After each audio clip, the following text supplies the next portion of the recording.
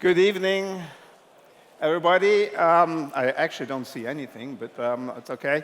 So it's great to be here tonight. Thanks for having us. It's always a pleasure to be part of this startup night. In particular for us, it's great to see all the energy in the room, also in the exhibition, all the different ideas, all the initiatives, and all the dreams, as it mentioned in this year's core message. And it's something that really energizes us as well. In particular, as you can imagine, as working for a large old economy company, this energy feels really, really good, and it's always great to be here. And particularly these days, as you can imagine, we have some other topics to discuss day in, day out. My name is Patrick Forte. I'm heading the corporate finance of UBS in Switzerland. And in my area, there is also my team, which is growth advisory, supporting young entrepreneurs, startups, scale-ups on their way, either helping them fundraising, helping them getting loans, helping them connecting with people, using our network, using the network among you all, and helping you on your way to develop your companies. Tonight, we have a quick talk together with two very interesting companies, startups, which are already quite experienced. And what we want to do is discuss a couple of requests we received from you. Over the last couple of weeks, when I received the ask to do this moderation tonight, I said, what's really the interesting points? What are those points the people, the audience are interested in? And so we received quite a list of interesting topics, and we want to go through them tonight with the two experts and entrepreneurs, like how to grow sales, how scaling up your company, how to adapt the company to growth, and also topics like war of talent, IA, impact on the business, and obviously fundraising, which more or less relates to the UBS world as well. So my name is Patrick Forte, and I'm heading up now and stay a little bit aside and ask my dear guests to join.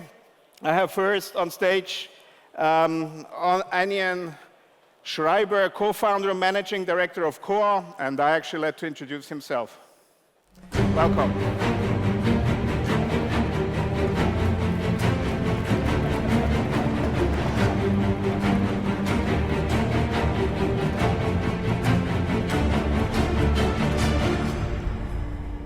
Good evening, everybody. I see the pitch are over, the crowd has left, so we just have the creme de la creme left. That's awesome.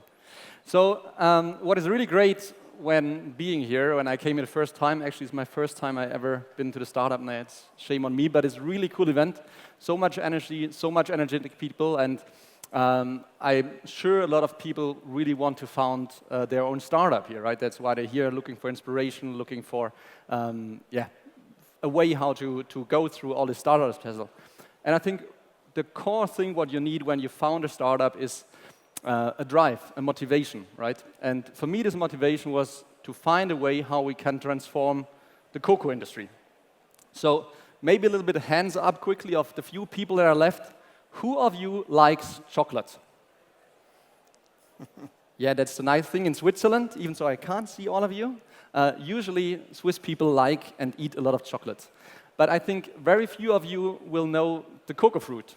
That actually is the core for the chocolate, for this delicious thing that we all love, right? And that's actually cocoa fruit here in front of me. I hope you can see it. Yes, there's a camera, so we can see it. And if we open the cocoa fruit, we see like 50% of it is the husk, and another 50% is actually a mix of cocoa beans that are inside here, that are actually kernels, and cocoa fruit pulp. And every year as of today, from this cocoa fruit pulp, 7.5 million tons globally are lost, food waste. Because the post-harvest process of this cocoa fruit is more than 300 years old, not digitized nor industrialized. And that's exactly where we set in. We as COA have invented a process how we can extract this cocoa pulp from the cocoa bean and turn it into a really delicious ingredient that tastes nothing at all like cocoa. It tastes like a mixture of mango, lychee, pineapple. And we actually make out of it juice, concentrate, and powder, which we sell as ingredient to the food and beverage industry. We have started about 6 years ago. We work with more than 2,500 smallholder farmers right now, whose income we can increase by up to 30%.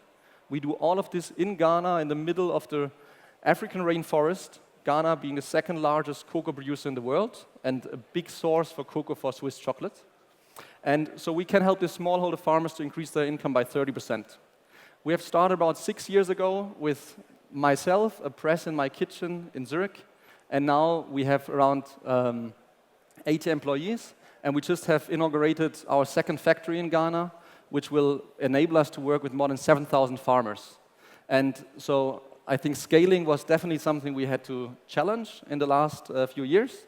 But to give you a little bit sense how grateful and how, as well, how amazing it can be to achieve a scaling, you can see in a short video, which shows the inauguration of our factory 2 months ago in Ghana.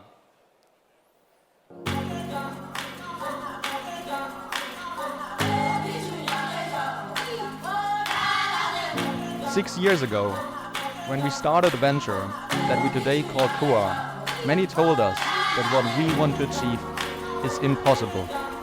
And yet, today here we are. As a famous proverb says, when asking two different people if a challenging task is possible to achieve, the one who says yes and the one who says no, both are right. In the end, it's human or humane to doubt when faced with challenges. But what is it that makes us human? We all have ambitions, dreams, hope, wishes that keep us awake at night and drive us through the day. We share one home, our Mother Nature, our Earth, our planet, that provides us with everything we need to live on. In one form or the other, we believe in something bigger, a larger order that guides, protects, and takes care of us. Thus, in my opinion, this project is a perfect manifestation of what makes us humans humane. It is the ability to unite that makes us achieve things that are much larger than each individual could achieve himself. We dream together, we laugh together, we cry together, we hope, we plan, and in the face of challenge, we stand together.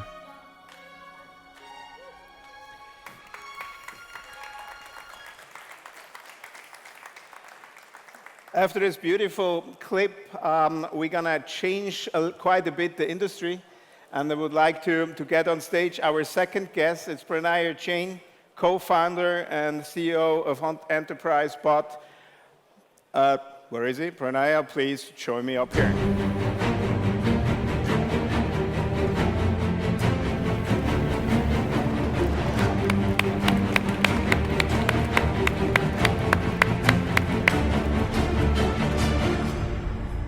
Hi everyone, thank you for all being here. I'm the CEO and co-founder of Enterprise Bot. I won't take too much of your time right now because I really want to talk more about what we did wrong, what we did right, and really share our experiences. But in one line, what we're trying to do is completely revolutionize what the world looks like with AI, how people interact with it, one enterprise at a time. And instead of telling you a lot about it, I will let the clip do all the talking, and very happy to share our experiences and tell you a bit more. Thanks.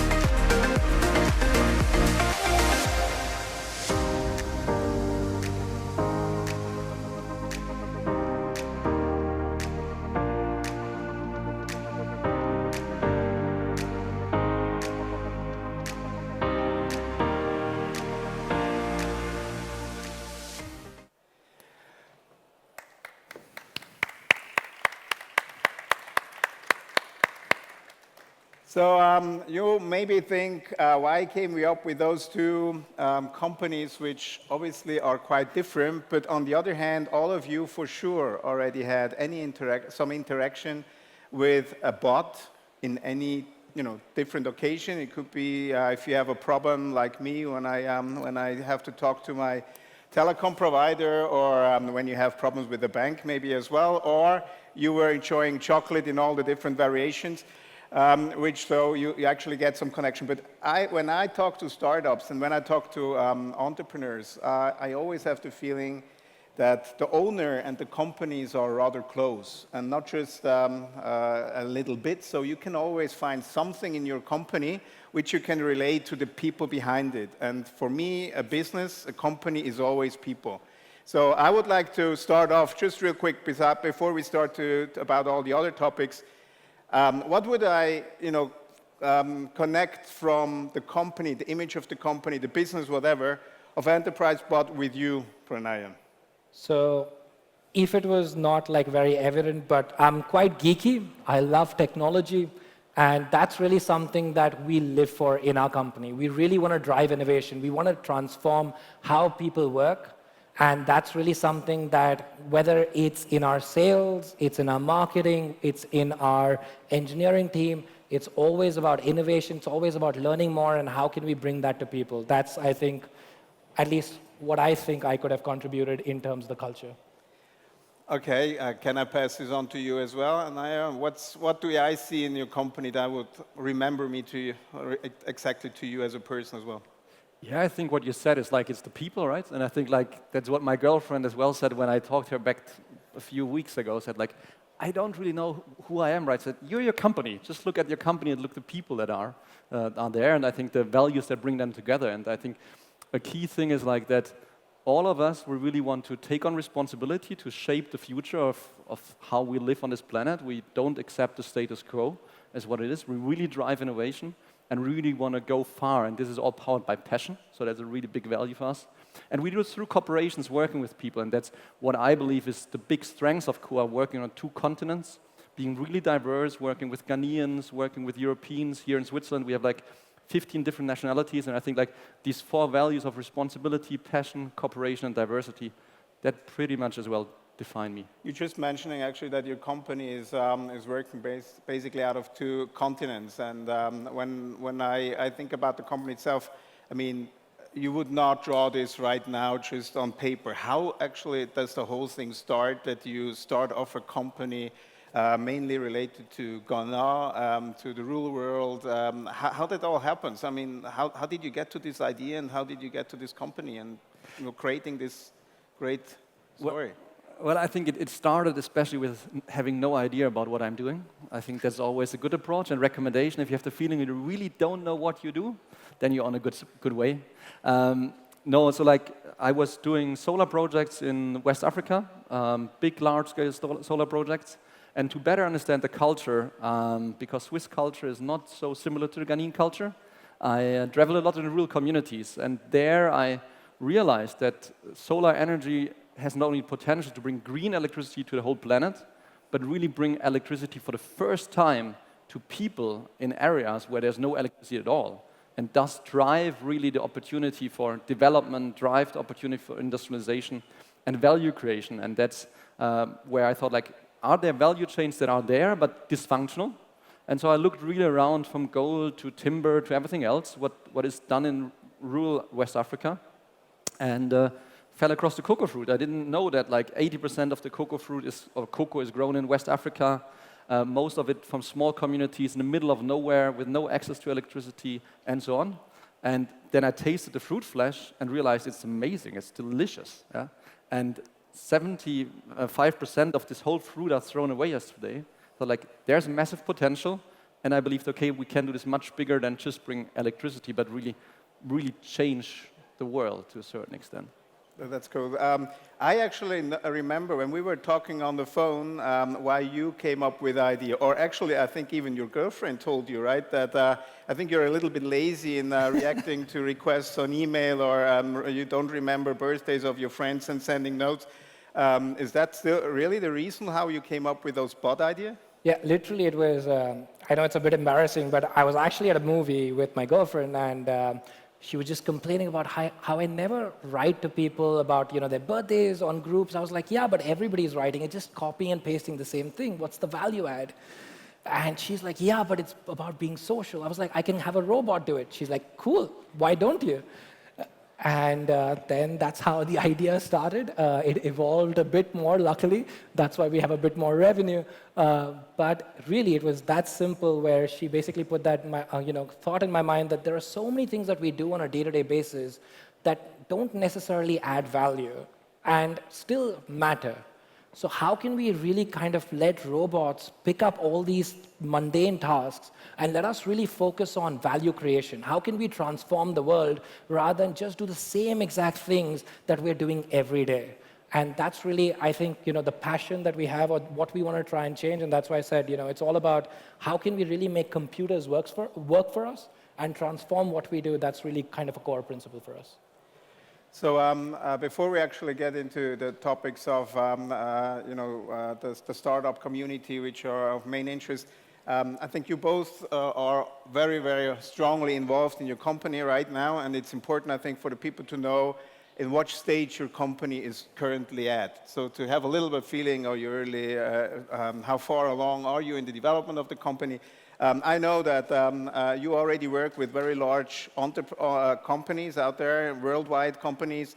Is this already, a grown-up company, or are you still in scale-up, or where are you when we look at the life cycle of the company? I would definitely call us a scale-up. We're in Series A right now. But yes, we mainly work with large enterprises like DHL, SBB, Suica. So mainly that's kind of our core focus, large enterprises. And to be honest, this year has been absolutely crazy. So hopefully by next year I can change my answer and say something even bigger.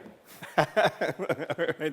And you just opened a factory, a huge one in August, right? You told me.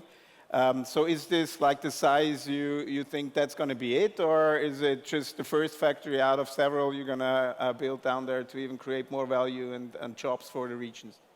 Yeah, so this project, building this factory, none of us ever built a factory, especially not in rural Africa. Not our team in Ghana, that is fully Ghanaian and super young and vibrant. But so it was a project over the last 2.5 years, and so financing this, planning it, building it, construction, so it's all very asset heavy. I think that's really different. But so like the scaling, I think you always need to build a platform, and we wanted to build a platform that is really lasting for the next 5-6 years without constantly having to grow, because the last 2-3 years we were always sold out, so we couldn't really bring new customers on board. And so like that was the challenge. We just completed a Series B financing, which is closed last week, will be announced soon, so this was a big milestone for us. And together with this, we have now runway, and we have the capacity and the planning abilities to really bring up the market. I think our plans were really thrown around because of COVID and because of the crisis we had in the last years. And so we are scale-up, definitely. I think we were further ahead, now step back, accelerating again. So we're not there yet. So we're still driving. But actually, I think that's where the both worlds connect quite a bit, because you both tell me now you're growing very fast, and you even start a little bit to complain how much and how fast you're actually going to grow, which is kind of a privilege as well, right? And one of the topics which was asked out of the audience here was, I mean, how you actually build up your sales funnels. How were you actually able to sell and increase sales over those times? I mean, it's different, obviously, but maybe it's not even that different. So how did you actually generate kind of the pull in the markets that the people ask for your product, that you actually have to build a factory now? Yeah, so I think like the chocolate and the cocoa industry is very condensed, so you not have so many players. I said already, like on backstage, is like a bit more shooting on elephants than like shooting on ants. So you need like a really good aim, and you really have to get it right. And so my background is business development, is sales. That's what I did for 6-7 years. Really strong, and what I love as well. And so like this brought us this first customers in. Then we worked a lot with PR. The cocoa sector is quite small, and so we could create in this small ecosystem a lot of buzz. that helped us really to get this traction.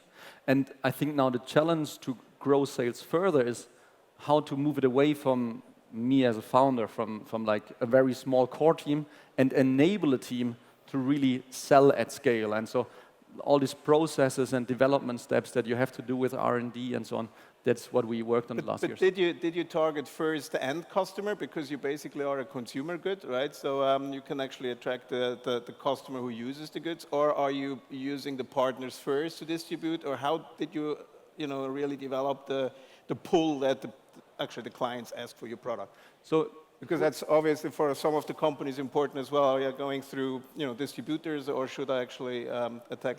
So like what we started at the initial stage, and that's what I said, where COVID shook us a little bit around, was that we first targeted like the influencers, right? So the high-class chefs, like really these premium restaurants that tell all the story about how amazing their ingredients are, and they really create this pull effect, and they are influencers as well in the consumer life cycle. They are the ones with the crazy ideas, and so because we had proven track record with them, so like it's quite easy to convince a chef to buy your product. And then larger companies all of a sudden get attraction to you and say, hey, like I've seen this there and there and there, or you can give references. So this really helped at this initial stage. And I think that's where we started to get through this first phase of scaling. With the second phase of scaling, I said like really linearly bringing it up or exponentially bring it up. That's where we are right now. Have built foundation, and we have to prove and find a way how to create this push-pull on both sides. Usually when we talk about selling, the people believe that it's easier to sell something you can see, taste, or even in particular food, really taste and you like it.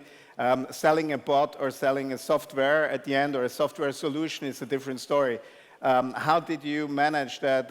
In particular at the beginning, it's basically a solution nobody knew before in the way it's working today, I would assume. Yep. How do you make a senior management or a product manager of a large company like UBS hungry to get a bot on his screen from you? Yeah, so ours is quite a funny story, right? So I actually don't speak Swiss German, though you saw some Swiss German in the video. Our first customer was actually a Dutch natural language processing customer. I don't speak Dutch. So it was pretty much, how do you convince all these people that you're going to do the best natural language processing in languages that you don't even speak? And here we actually exploited something that I would recommend every startup in the B2B space to exploit, which is all your accelerator programs. So many companies today, right, they basically put out these accelerator programs where they're inviting startups, they want innovation to come in, and we exploited this way later than we honestly should have, because even after we had grown up, we exploited a bit, which I recommend against, but anyways, we did that. And what that enabled us to do, right, at least was listen to our customer, understand exactly what they're looking for, create video demos. So even though we couldn't deliver them the end good, we could help them visualize it, because as you said, it's all about that feel, right? Like, can you understand what is really coming? Because when we started 6 years ago, a chatbot basically was keywords. That's what people thought about it. AI was still far, far away from what people really understood. To really show them that, hey, this is what the future could be, convince them. And I think, again, it goes to that founder-led sales versus the sales team. So we did a great job as founders to sell. And I think our biggest struggle was exactly at that stage where you get a lot of traction, and then you need to get a team to actually sell for you. How do you get that same passion? You can't. So you need to create processes, you need to create USPs, you need to make it easy for people to sell, otherwise you can never scale the organization, and that was a very, very hard learning for us.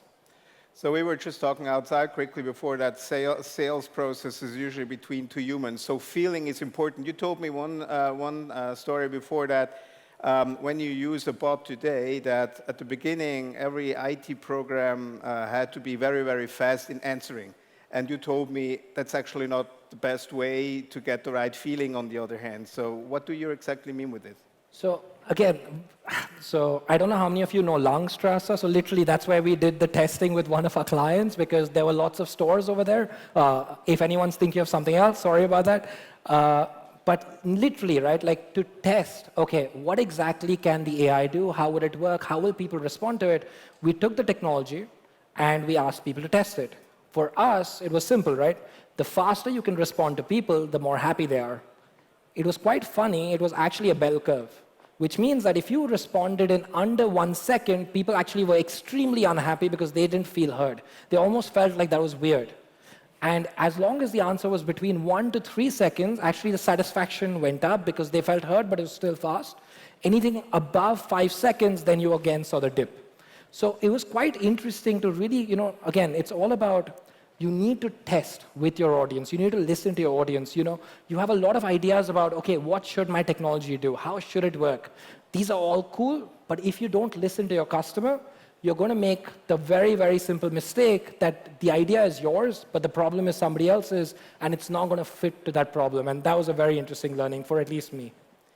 May I just quickly come in? Sure. I fully agree, right? So like that's what we go through right now, and I think for us the challenge is we sell B2B, an ingredient which nobody knows, and we need our customer to be excited about it, for the end consumer to be excited about it, right?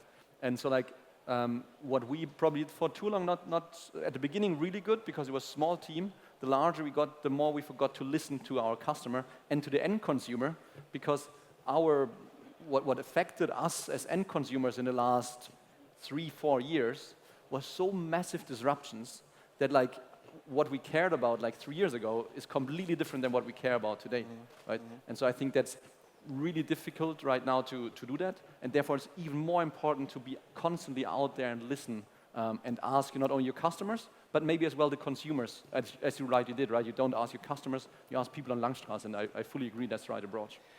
I don't recommend Langstrasse, but yes. So this is, I think when you grow up or you get to a scale-up level with your company, it's also the feeling inside the company, right? Because what you mentioned now is like listen to the company. That's what you do to the market. That's what you do really at the beginning. And there's a risk to lose this. And one question which was also out of the audience, like how you basically build up your company when you internally the organization, how to keep up the startup spirit in the organization. Are you guys still a startup in your heart and your feel when you talk to your colleagues in the office, or are you already kind of the standard company producing your product? I think we still are, we believe we still are, and to some extent we still are, to some other extent we're not. And I think what is important, some things is well good not to be a startup anymore because it's crazy and it's painful and you cannot grow like that. So you have to make certain things more stable, you have to make them not startup anymore, and that's good, right? You have to accept as well some things you have to cut off, but you have to be still startup and have to be agile and like love with passion and all the things you do in other areas. So I think it's finding this balance is important. And also in particular when both of you actually have people in 2 different countries pretty far away from each other, can you keep up the spirit? And I think that's where at least what we did was we made sure that one of the co-founders was from the location where in Bangalore, for example, where a large part of the team is. Because again, it's great to outsource, but if you don't understand the culture, if you don't have people over there making sure that it feels like a team, at the end of the day, right, you start a company not just sure, you want to be successful, etc., but it's also about that passion of kind of working together, like creating something together. And I think that's the biggest problem, that when you start scaling, you start losing that, and it's very important that if you have distributed places, you're kind of still getting people together. So for example, we'll have at least one team event every 2 or 3 months to get the team together. After COVID, it's crazy. I hate this. But people come into the office 1 day a week. I know some people love that, and that's amazing. But you kind of lose that spirit of working together. And that's why I think one of the things that we found is as long as at least you're getting people socially together, that connection, that feeling that, yes, you're moving towards the same direction is there. And one of the mistakes we made was we didn't do that for almost 1.5 years during COVID. We had almost I think it was 45 or 50% staff turnover. And that was like a, moment at which we were like, okay, we're doing something completely wrong. We need to rethink how we're working with people, how we're motivating them. Sure, it worked before, now it doesn't. We need to reimagine how to really keep people motivated. I think this is also important to win the war of talents, right? Because that's the other point which was raised as well, like keeping the talents and also attract talent because of the spirit. You also told me about the talents that you face issues that if the people are very well educated and have a great chance to work with you, that you also have the risk to lose them. Yep. How you deal with that and how you get fresh talents in particular also on the ground in Ghana. So for us, like the great thing in Ghana, it's an unbelievable young country, it's an unbelievable young population, super powerful, really want to go ahead. and I think that's great. Very good education, a lot of internationally educated young talents. That's good, and we get them in. So we have in Ghana, I don't know, on a position 100 applications. So like, that's a completely other thing. Finding the good ones is there then the challenge, like the right ones that really can keep up with your startup spirit and this culture, which is really different usually than the local one. But now we see more and more the challenge because of COVID, because of all the crisis, the economic situation in many developing countries is not good, and thus as well like this hope in these areas is going down, right? And so if you have young, highly educated people or like smart people, they leave. They migrate to Europe, to US, and that's where we have right now facing the challenge. It's really a pandemic of brain drain in West Africa, which is hurting the country, but us as well. And so what we really have to do is to motivate them again and again, but as well be happy for them if they can leave, right? It's just accepting that that's maybe a better fate for them as well. Yeah, so on one hand, it's actually good development. On the other hand, it hurts you as an entrepreneur, right? Because Absolutely. actually it helps the region and the country overall. As we're actually running out of time, one important question we still have to real quickly discuss, and it's about fundraising. You already mentioned before that you were able to do a fundraising in the last couple of months. What did change, or what do you think you have to change as a startup to get money these days? Or how did you do it? Or was it just luck? Or just such a great story, obviously? I think like what changed, like what I had a feeling like 2020, 21, like and 2019 as well, there was just cash out there and people came up with, I have any idea, and then you would get like $1 million, especially on tech stuff, right? So like, it was crazy. And so I think there we had really difficulties to getting cash because we were not sexy enough. All of a sudden we have like hard assets, we have really proven track record, we have a reliable operation system, all the things. And all of a sudden like not so sexy stuff is all of a sudden much more sexy because it's stable, it's predictable, it's just something of more value which you see and you feel. I think this helped us a lot. Plus I think especially in our sector, in the impact area, where you operate in emerging markets, a lot of companies struggled. They went out of the market because of the crisis. And if you manage to survive, all of a sudden there is still cash available. And it's easier to get this cash. So right now, we were like about 70% oversubscribed on the last round. Cool, congrats. So actually what you mentioned is it's more focusing also on value and stability, on predictability, also maybe on cash generation. We were talking about this quickly as well, right? Is it more important today to show the ability to generate cash pretty soon as a startup, or is growth still kind of the golden, angle? No, I think clearly we see a huge change in terms of VC and their expectations, where they want to kind of start seeing much faster, okay, how do you create value? Is your gross profit margin reasonable? How exactly are you going to really move towards profitability? Again, there are going to be spaces like Gen AI, which, there is a lot of buzz around where, there's still that crazy capital that you talked about being thrown at it. But especially as soon as you move towards Series A and Series B, the expectations have completely changed. So, you can't be like a WeWork who's basically burning money until Series F anymore. It's really about how do you deliver value? How do you kind of really make sure that it is profitable? And that's one of the reasons why, for example, we delayed our next funding round.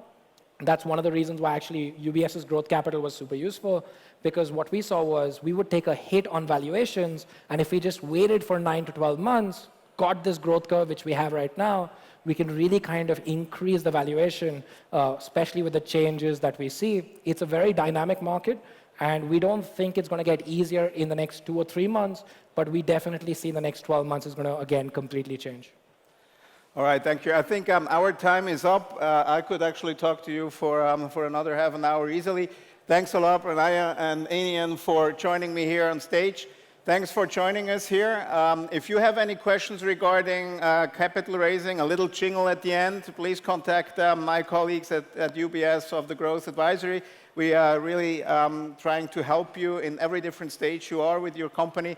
Thanks a lot, and enjoy the rest of the evening and tomorrow as well. It's a great event, and get connected as good as you can. It's always important to have a great network to be successful. Have a beautiful evening. Thank you. Thank you.